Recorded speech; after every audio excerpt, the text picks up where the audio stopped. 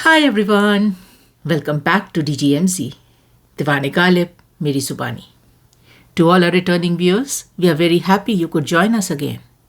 And to the new viewers, we are delighted you discovered the podcast and decided to tune in for the first time. Now, if you were with me in the previous episode, you know that we finished Ghazal 34 from Diwan-e-Ghalib in the last episode, which was Yak zarrae zami nahi bekar baag ka. What that means is that today we get to start a new Ghazal, Ghazal 35 from Diwan-e-Ghalib. True to DGMZ tradition, for the first episode of the Ghazal, we narrate the entire Ghazal. Going forward, we will only narrate the couplet we are picking for that particular episode. So, allow me to narrate Ghazal 35 from Diwan-e-Ghalib. वो मेरी चीने-जबीं से गमे-पिन्हां समझा, राज़-ए-मकतूब बा-बे-रब्ती-ए-उनवां समझा. यक अलिफ बेश नहीं, सैकल-ए-आइनां हनूज, चाक करता हूँ मैं जब से के गरेबां समझा. शर्ह-ए-असबाब-ए-गिरफ्तारी-ए-खातिर मत पूछ, इस कदर तंग हुआ दिल कि मैं जिंदा समझा. बद-गुमानी ने न चाहा उसे सरगर्म-ए-खिराम, रुख पे हर कतरा अर्क दीदा-ए-हैरान समझा. इससे अपने ये जाना कि वो बद-खु होगा, नब्ज-ए-खस से तपिश-ए-शोला-ए-सozaan समझा. सफर-ए-इश्क में की ज़ोफ़ ने राहत-तलबी, हर कदम साए को मैं अपने शबिस्तां समझा. था गुरेज़ां मिज़ा-ए-यार से दिल ता दम-ए-मर्ग, दफ़े पैकने कज़ा इस कदर आसां समझा. दिल दिया जान के क्यों उसको वफादार असद, गलती की जो काफिर को मुसलमान समझा. So that is Ghazal 35 from Diwan-e-Ghalib. Today we are going to pick up the Matla of the Ghazal. So let's read the first couplet one more time. वो मेरी चीने-जबीं से गमे-पिन्हां समझा, राज़-ए-मकतूब बा-बे-रब्ती-ए-उनवां समझा. Let's start getting into the approximate translation. So first line, वो मेरी चीने-जबीं से गमे-पिन्हां समझा. From the wrinkles on my forehead, she understood my hidden grief. Second line, Raaz-e-Maktuub Ba-Be-Rabti-e-Unwaan समझा. The secret message inside my letter was understood by her through the haphazardness of the title of my letter. So that is the approximate translation. Let's start picking up our keywords, quite a few in today's couplet. So the first word complex that we encounter is Chine-Jabin. Cheen is any kind of wrinkle and Jabin is forehead. So wrinkles on the forehead. Chine-Jabin is forehead lines or forehead wrinkles. इस पे ईशा अल्लाह खां ईशा का ये शेर, गाली सही, अदा सही, चीने-जबीं सही, ये सब सही, पर एक नहीं कि नहीं सही. So the approximate translation is, if she abuses me, it's okay. If she sends coquetry my way, that's also fine.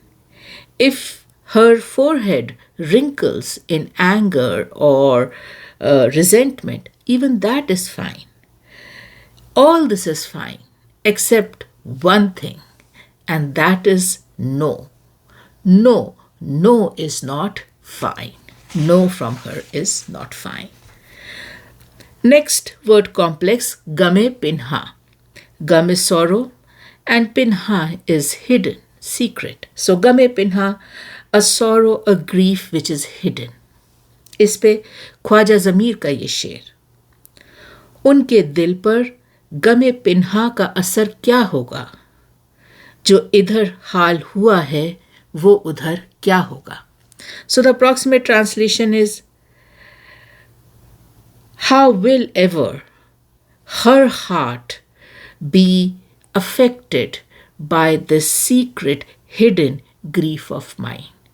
However will her state be similar to my state on this side?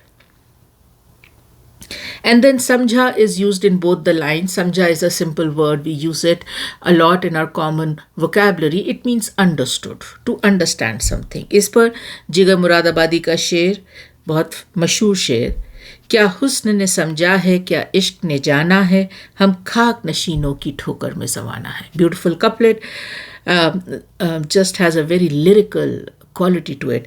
The approximate translation is, what has love understood and what has beauty understood? The fact of the matter is that we, the people who are considered to be dust, right, are the ones who have the entire kainat, the entire universe at the heel, not the heel again, at the tip of our feet, at the kick of our feet. Moving on to Raaz, again another common word. What it translates to is a secret, something hidden, something mysterious, something undercover, right? इस पे अल्लामा इकबाल का ये शेर, भरी बज़्म में राज की बात कह दी, बड़ा बेअदब हूँ, सज़ा चाहता हूँ. So the approximate translation is, in the entire gathering, publicly I disclosed my secret. I am very ill-mannered that way. Now I want to be punished. And of course it is probably meant for the beloved, that beloved, I have done something wrong, now come and punish me. At least that way you will interact with me, right? All right. The next word is Maktuub. Beautiful word. What it means is a letter. But not just any letter, right? Maktuub has a lot of nuances to it, and we will get into them during the impression. But for now, letter. इस पे मिर्ज़ा-गालिब का शेर, खुलेगा किस तरह मज़मू मेरे मकतूब का या रब, कसम खाई है उस काफिर ने कागज़ के जलाने की. So the approximate translation is, oh Lord, how will the theme, the message of my letter be revealed to her? After all, that infidel has taken a vow that she is going to burn paper, that she is going to burn pages. So she's going to go ahead and burn my letter. And so, oh Lord, how will ever the theme and message of my letter be revealed to her? So that takes care of Maktuub. Now we have two words here, Ba and Be. Ba is with, Be is without. Simple prefixes very commonly used in Urdu language. Let's move on to Ba-Be-Rabti. We will take it as a word complex. Ba-Be-Rabti means something which is not connected, something which is not related, something which is not in sequence. So of course Rabti means something which is in sequence, is connected, is related. But in our couplet we have Ba-Rabti. So none of this is present. इस पे बसीत भोपाली का ये शेर, मिट गए हम मुद्दाए इश्क हासिल हो गया, ये फसाना अपनी बेरब्ती से कामिल हो गया. Lovely couplet. Approximate translation is, I was erased, right? I was erased, but the objective of love was achieved, was fulfilled. And hence my story, through its disconnectedness, disjointedness, was finally fulfilled. Beautiful couplet. And then the last word, keyword, Unwaan. Unwa is the heading or the title of something, something that serves as an introduction, as a preface to what the document is about, what the scroll is about, if it was an older document, what the book is about, right? So it is that introduction, the title, the heading. इस पे again Mirza Ghalib का शेर, फिर चाहता हूँ नाम आए दिलदार खोलना, जहाँ नजरे दिल फरेबिए उन्वा किए हुए. What a couplet. Approximate translation is, once again, I want to open the letter from my beloved. And in doing that, I want to give up. I want to pledge my life to the alluring, deceiving title on the letter. Even before I open it, even before I read it, I want to sacrifice my life on this elusive, misleading title on the letter which he has written to me. All right, so that takes care of all the keywords. Let's start getting into our impression. वो मेरी चीन-ए-जबीं से गमे-पिन्हां समझा. From the wrinkles on my forehead, she understood my grief, my hidden grief. Pinha, hidden. So, as always, let's break the line into two parts. First part, Chiin-e-Jabin. Let's pick that. Now, in the Persian language, chi, and it has two meanings. The first meaning is the standard Persian name for the country of China. What is interesting is that the actual English name of China is in fact derived from this Persian root word, which is chin. Chin, China. And then the second meaning of chin is a crease, a fold, or a wrinkle. Now, if this crease, fold, or wrinkle is in the cloth, then it could be pleats, right, or folds in the cloth. जैसे chine daman would be maybe a skirt with pleats or a robe with pleats. And then the second usage is when this chin is in the skin of a human being, and that is where it might usually be referred to as wrinkles, right? जैसे chino-chorok, wrinkles and creases. Now in our couplet today, chin is with reference to wrinkles appearing on the skin, especially on the forehead. Not specifically on the forehead. Chiin-e-Jabin, right, is wrinkles on the forehead. Now, wrinkles on the forehead, as we know, are commonly called forehead lines, expression lines, or worry lines. The horizontal lines that run across the forehead are usually known as glabular lines, and they are caused when someone raises their eyebrows probably in an expression of surprise, right? The vertical lines, however, are the ones that are usually found between the eyebrows and are called frown lines or 11s. And these are usually caused when someone is frowning or scowling. So, horizontal lines or vertical lines, both are chin, and that is what we are referring to in the couplet today. Moving on to Jabin. Jabin is forehead. It is the part of the face above the eyebrows. Worth noting is the fact that usually in Urdu poetry, Chiin-e-Jabin, whenever mentioned, is with reference to the beloved. Usually it is the beloved who will use her Chiin-e-Jabin to express various emotions to the lover. These emotions can vary from anger to surprise to questioning to disagreement or many more, right? Many more. इस पे सैयद अहमद सहर का ये शेर, न पूछो हमसे मौसम की हकीकत, गुड वन, न पूछो हमसे मौसम की हकीकत, मिजाज-ए-यार की चीन-ए-जबीं है. The approximate translation is, do not ask me about how the weather is. which is like a very common question, right? Talking about weather. Do not ask me about how the weather is.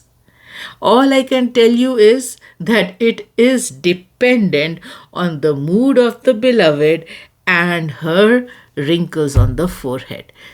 Those are the things that decide how the weather is going to be. Beautiful couplet.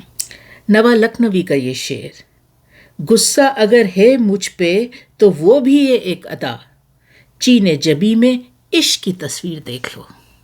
What a couplet, right? So the approximate translation is, if she's angry, even that is endearing.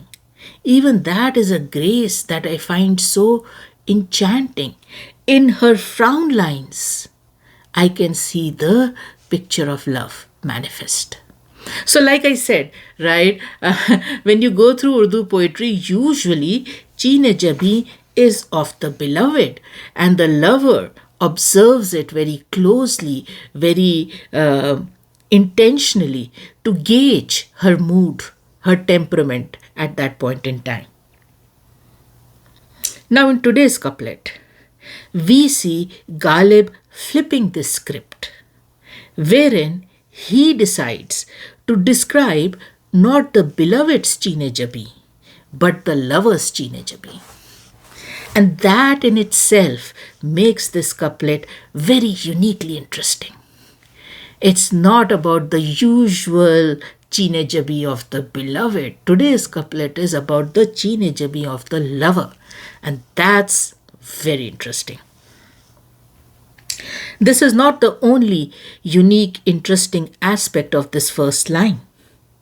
Ghalib, in addition, also gives us a very rare insight into an aspect of the beloved which we usually do not see being described in Urdu poetry very frequently.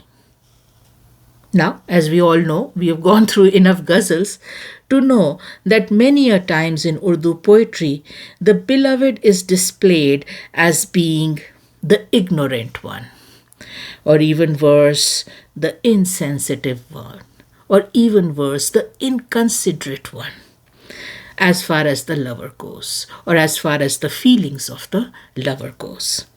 Usually, the beloved's disposition is to say very little, be very quiet, and use minimum words. साहिल लुधियानवी का ये शेर, इस तरह निगाहें मत फेरो, ऐसा ना हो धड़कन रुक जाए, सीने में कोई पत्थर तो नहीं, एहसास का मारा दिल ही तो है. So the approximate translation is, do not avert, do not turn away your eyes from me like this. What if my heartbeat stops? Because after all, in my chest I do not carry a stone. I carry a heart which is completely submerged and defeated by the feeling of love it has for you. Right? And then Anand Narayan Mulla का ये शेर, नजर जिसकी तरफ करके निगाहें फेर लेते हो, कयामत तक फिर उस दिल की परेशानी नहीं जाती. Wonderful couplet.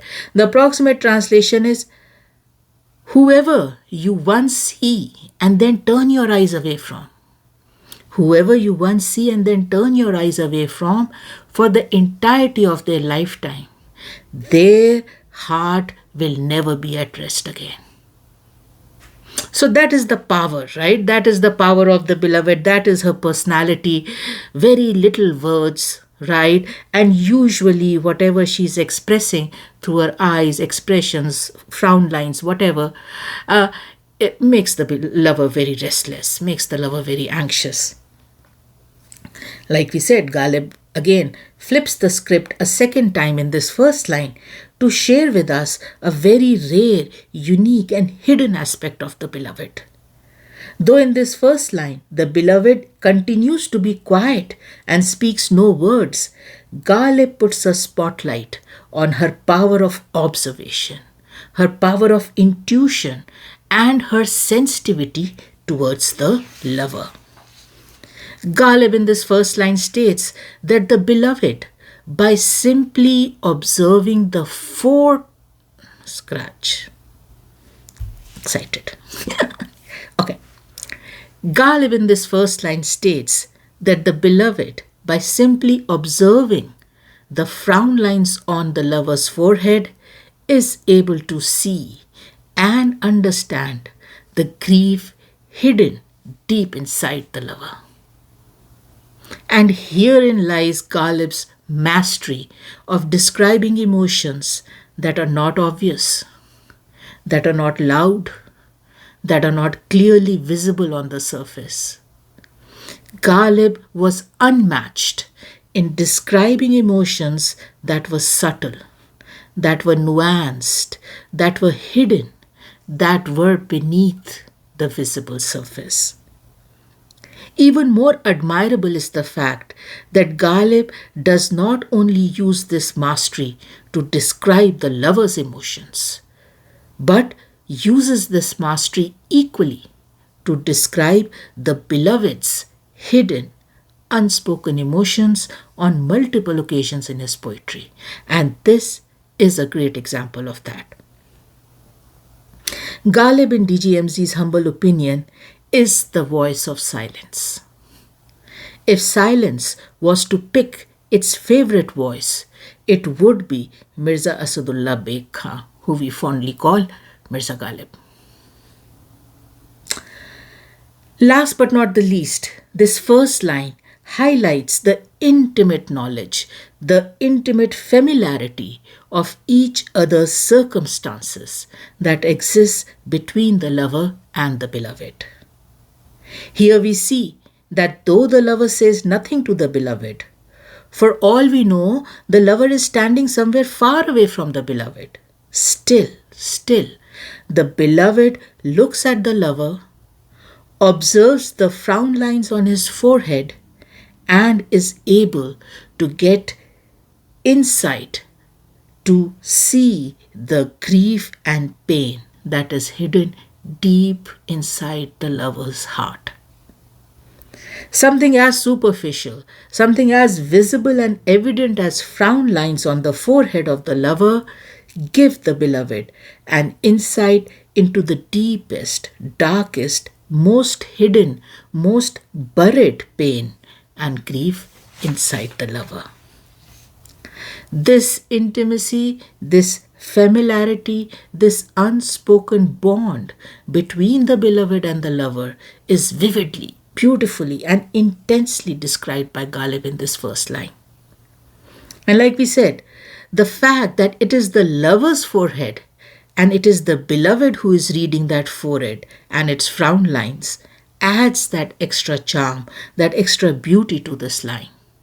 Had it been the other way around, where the lover was reading the beloved's forehead, this first line probably might not capture our hearts in this way.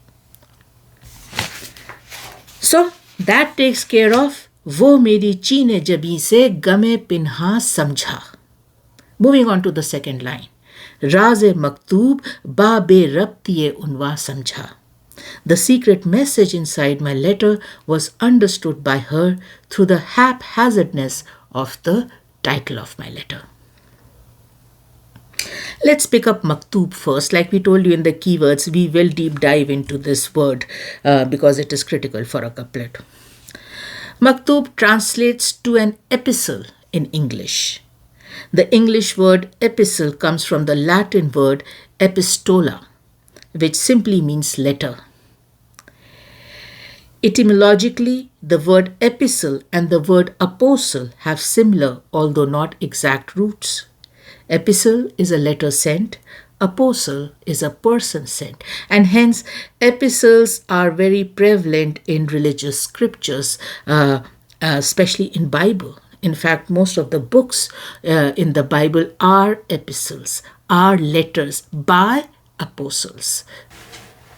Now in Persian language, an equivalent to epistle is risala or maktoob.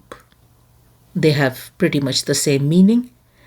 They are a formal often didactic, letter written in verse or prose, serving as a literary device for instruction, moral guidance, praise, personal reflection, or frequently using direct address and mimicking real correspondence for philosophical or devotional themes like Sufi teachings. It can be anything written or sent, from personal notes to scholarly works and even religious scriptures. Sayyid Sarosh Asif ka ye शेर on Risala, which we told you is similar to Maktub. एक रिसाला पढ़ते पढ़ते उसकी आंखें भर आईं, उसमें मेरा शेर छपा हो, ऐसा भी हो सकता है. The approximate translation is, as she was reading one of the risalas or epistles, her eyes became wet. There might be a chance that one of my couplets was printed in that risala. There is a chance that that is what made her cry. And this background of Maktub, where it is not just a simple letter, right, was very helpful and allowed us to correct a major misunderstanding at our end. Initially, we were assuming that Ghalib, when he says Maktub in this couplet, is referring to a simple one-page or a few-page love letter that usually gets exchanged between the lovers. But after going through that background context, we realized that Maktub could essentially be a very long, page after page, letter written as poetry or prose. So it is not like a very short letter, it can be a very long letter. And if it is coming from somebody like Ghalib, you probably have poetry in it, right? And then after knowing that, we could understand even unwa better. And we will get to that when we come to that word. But unwa is a title, a heading, right? As we covered in the keywords. And we were thinking, it was just not passing the DGMZ test. Why would you need a title heading to a letter? Who puts a title or a heading to a letter? I mean, you start the letter dear so-and-so and then you run with it, right? Now we understand. If your letter is page after page after page, it has poetry, it has prose.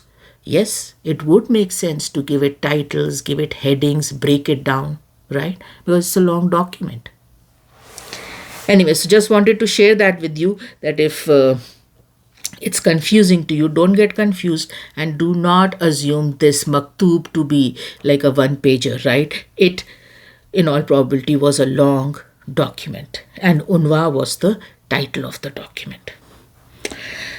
So, Raaz-e-Maktuub will therefore mean hidden message in this long letter. Raaz, hidden message, Maktub, long letter.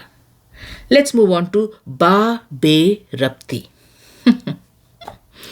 Many have called Ba-Be-Rabti, this particular portion of the couplet, the spark that lights up this couplet.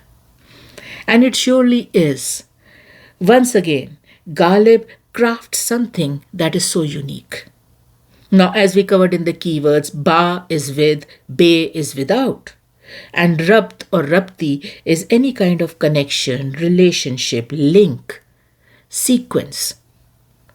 So, Ba-Be-Rabti would technically translate to with, without connectedness. अब ये क्या बात है? भाई ऐसे क्यों बोलते हैं, है ना? या तो आप बोलिए with connectedness या आप बोलिए without connectedness. गालिब बोलते हैं with, without connectedness, which is of course to be understood as no connectedness present, with no connectedness present, or with connectedness missing. But Ghalib writes it as with, without connectedness. The crafting of Ba and Be together, the crafting of with, without together is noteworthy indeed. No one would think of doing that because ideally either it is with or it is without. The two cannot coexist. With and without for the same thing cannot coexist unless it's a Ghalib couplet. It's like saying, ये सच है कि ये झूठ नहीं है. It's true that this is not lies. What is this? Either you say it is true or you say it is not lies. Why would you say it is true that this is not lies? It's a double emphasis which is not required. The message would go through in one go, whether you call it true, it is true, or you say it is not a lie. Like we frequently say at DGMC for Ghalib, style hai. बात करने का style है.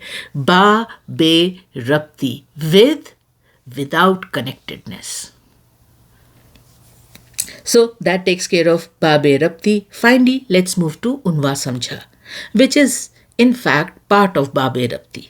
And we will bring that in a bit to connect. But for now, Unwaan Samjhaa. Now, Unwaan is a noun borrowed from Arabic language and technically translates to title, heading, headline. It can be used for the name of a book, article or chapter. It can also be used to detail the theme of a subject matter or discussion or a piece of writing. It can also mean pretext or the mode or manner in which something is presented. So all in all, giving an intro, giving a preface, giving a prelude to something very long that will follow in documents. Unwaan, just like Rabti, right? Unwaan, agar ba unwaan hai, so that would mean with the capacity, with the title, the heading. Or agar be unwaan hai, to without a heading, without a title. And then there is another phrase, tehet-e unwaan, which means under the title of. Right? So under this title, under this heading, we have all this content. So that is Unwaan. And then Samjhaa, like we covered, Samjhaa is understood. Now let's bring Ba-Be-Rabti and connect it to Unwaan Samjhaa. Without connectedness of the heading, she understood. And now let's join it with Raaz-e-Maktuub. Raaz-e-Maktuub Ba-Be-Rabti-e-Unwaan Samjhaa becomes secret of my letter due to being without connectedness in title was understood by her, which actually simply put means the hidden secret of my letter was understood by her as soon as she read the disconnected, disjointed, haphazard title to the letter. If you're a fan of Legos, you will love this impression. Block by block, you have to build it. And it makes me smile. I mean, I almost feel as if Ghalib would be smiling to himself, chuckling to himself. Okay, guys, here are 110 blocks. Go figure, right? Run with it, play with it, make whatever you want to make, right? Readers, take it. So anyway, that takes care of the second line, Raaz-e-Maktuub Ba-Be-Rabti-e-Unwaan Samjhaa. Now, as always, let's take a few minutes to step back and appreciate this couplet in totality. Now, this couplet has a lot of noteworthy things. Therefore, it is a long summary, so sit tight. Let's start with the tip of the iceberg. If you've been with DGMZ for a long time, you know very well the Ghalib iceberg we always refer to. So, the tip of the iceberg is amazing wordplay and parallelism we see in this couplet. Wordplay of Ba-Be-Rabti is just too good. We've spent so much time on it, right? Without connectedness. In addition, Ghalib uses parallelism that makes you bow down to his mastery in terms of both observation and imagination. It almost seems as Ghalib leverages the seen and unseen between the lover and the beloved when they communicate freely, flowingly, without words. Now, in the visible 3D, you see Chiin-e-Jabin, but in the invisible 5D, you see the Gham-e-Pinhaan. And this is where Ghalib gives you an example of spoken words that were never spoken by the lover. Second line, yeah, it's a tongue twister. I'll try again. In the visible 3D, you see Ba-Be-Rabti-e-Unwaan. And in the 5D, you understand the Raaz-e-Maktuub. Ghalib gives another example, this time of the written word that was never read completely by the beloved. Also weaved in there beautifully are seen and unseen wrinkles of time, or so it seems. Be it the wrinkle lines of forehead, or the wrinkles in heart caused by hidden grief, or the wrinkles caused by the disjointed, haphazard title of the letter. It is almost as if Ghalib shows how nothing is a straight, smooth path between the lover and the beloved. Things tend to be extra complex, extra convoluted, extra wrinkly. Cheen, right? Now, like we mentioned before also, the extra relish in this couplet is bought by the fact that it is the beloved who is decoding the lover. You must have heard us say many times that Ghalib decoded the beloved. He knew the blueprint of the beloved so well, right? But here we see the beloved doing it. She's decoding the lover. She's understanding the lover, and not the other way around. It's not as if Ghalib has not written on the opposite scenario where the lover is decoding the beloved, and written as in written beautifully. Some of our favorite couplets. आपने उनका ये सुना होगा, हम लोग बहुत बार coat करते हैं, कासिद के आते आते खत एक और लिख रखूं, मैं जानता हूं जो वो लिखेंगे जवाब में. The approximate translation is, by the time the mailman comes back with her reply, I should write another letter for her, because I know exactly what she's going to write in her reply. Beloved ने तो फिर भी उन्वा पढ़ा. Beloved at least had to read the title of the letter to get a hint. Ghalib says, I don't even need the letter. By the time he gets a reply, I have a reply for her, reply that has not even arrived yet, ready. And then Ghalib का एक और ये शेर है, तेवरी चढ़ी हुई अंदर नकाब के, है एक शिकन पड़ी हुई तरफे नकाब में.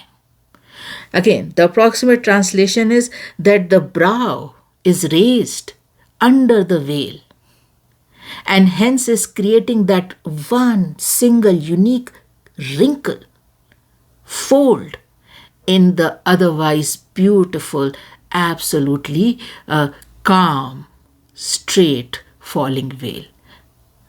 So the veil is still falling straight. It is that frown, it is that wrinkle on her forehead that has created a unique wave, a unique wrinkle in the veil itself. Again, like I said, the power of observation and the power of imagination. Best of the best. All right. So that was the tip of the iceberg, something that is very, very visible on the surface of the couplet. Now, moving on to the good part, right? What has Ghalib put in the hidden, submerged part of the iceberg? Well, in DGMZ's humble opinion, it is a language that does not need either the spoken word or the written word. Asghar गोंदवी का ये शेर, होता है राज़-ए-इश्क व मोहब्बत इन्हीं से फाश, आंखें ज़बां नहीं हैं मगर बेज़बां नहीं. The approximate translation is, this is exactly what divulges the secret of love. Though eyes are not tongue, they are not tongueless. In the first line, Ghalib offers no spoken words, yet the beloved understands what Ghalib is saying through the frown lines on his forehead. In the second line, the beloved does not read the entire long length of the written words of Ghalib's letter, and just by reading the short title on the top, understands the hidden message in the entire long letter. Ghalib, I think, in this couplet beautifully describes for us एक जुबान जो लफ्ज़ों की मोहताज नहीं है, a language that does not need words, the silent language of love. Firaq Gorakhpuri का ये शेर, बहुत पहले से उन कदमों की आहट जान लेते हैं. We love this couplet. बहुत पहले से उन कदमों की आहट जान लेते हैं, तुझे ए जिंदगी हम दूर से पहचान लेते हैं. The approximate translation is, in advance, in much, much advance, I hear and recognize the voice of those footsteps. O life, I can see you coming towards me from far, far, far away. Probably the moment you start coming towards me, I hear your footsteps. Ghalib, in today's couplet, puts the spotlight on silence. Not just any silence, but the silence between lovers that symbolizes profound intimacy, comfort, trust, deep unspoken understanding. आले रज़ा रज़ा का ये शेर, जो चाहते हो सो कहते हो, चुप रहने की लज्जत क्या जानो, ये राज़ मोहब्बत है प्यारे, तुम राज़ मोहब्बत क्या जानो. The approximate translation is, whatever you feel like saying, you go ahead and say it. Hence, you will never know the relish, the flavor of silence. This, my dear, is the secret of love. And yes, you will never know this secret of love. Ghalib shatters the old phrase, don't judge a book by its cover. Right? We quote it so often. Read the whole book. Don't judge it by the cover. Ghalib, it seems in today's couplet, says, between lovers, this phrase does not apply. Lovers do not need to read the whole thing. Just show them a brief glimpse of it. And in Ghalib's case, not even that. Right? कासिद के आते आते खत एक और लिख रखूं. मैं जानता हूं जो वो लिखेंगे जवाब में. एडवांस में पता है. So, lovers do not need to read the whole thing. Just show them a brief glimpse of it and they will figure out the rest. इस पे what comes to mind is one of my favorite dohas from Kabir. पोथी पड़ी पड़ी जग मुआ पंडित भया न कोय, ढाई आखर प्रेम का पड़े सो पंडित होए. The approximate translation is, reading book after book, the world aged and still could never become a scholar. The one who read the 2.5 letters of love, pa, adhara, ma, right, is the one who truly became the scholar. Love is not dependent. It doesn't have a dependency on words. Love can thrive very well in silence, without the spoken word, without the written word.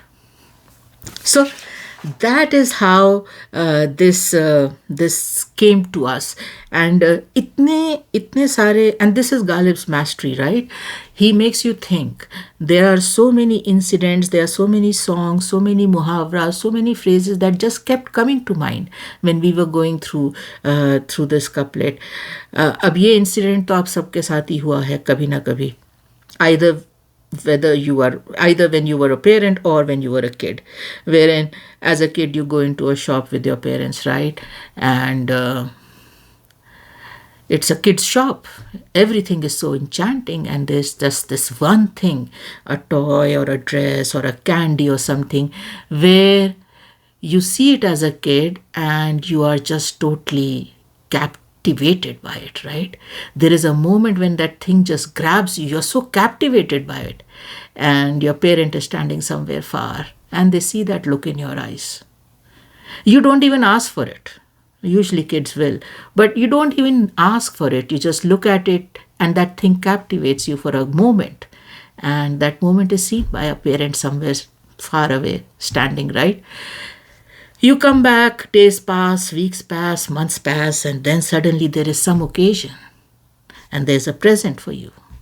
And lo and behold, that thing is in there, right? या तो आपके लिए किसी ने किया होगा या आपने किसी के लिए ये किया होगा ज़रूर. And that is that silent language. It is not necessarily always between the beloved and the lover. Anybody who loves doesn't need to hear it always, doesn't need to say it always, right? It gets communicated otherwise also.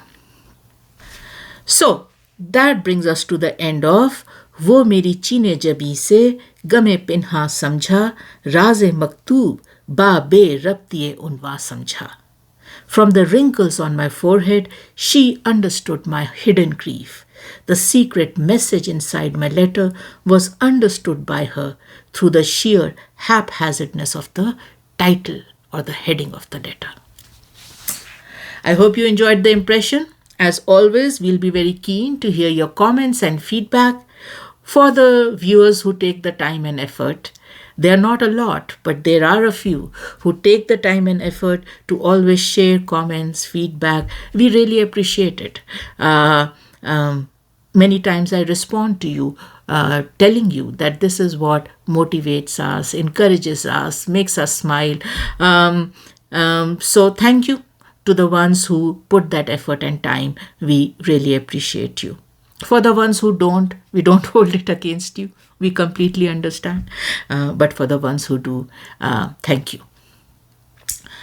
As always, for the new viewers, a very strong recommendation to access the episode Introduction to DGMC, because it will give you a good insight into the motivation and inspiration behind this podcast. What do we try to do every weekend, week after week, right, in this podcast?